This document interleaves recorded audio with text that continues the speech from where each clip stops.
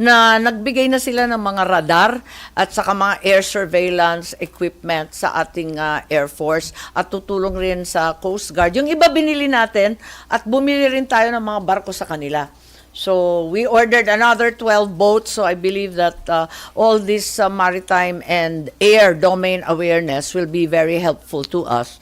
And the Japanese have a lot of technology to share, a lot of equipment that will be helpful given our state of affairs. Nalungkot nga ako, 15 billion. Ito naman, nauwi sa budget, 15 billion kinaltas sa Armed Forces Modernization.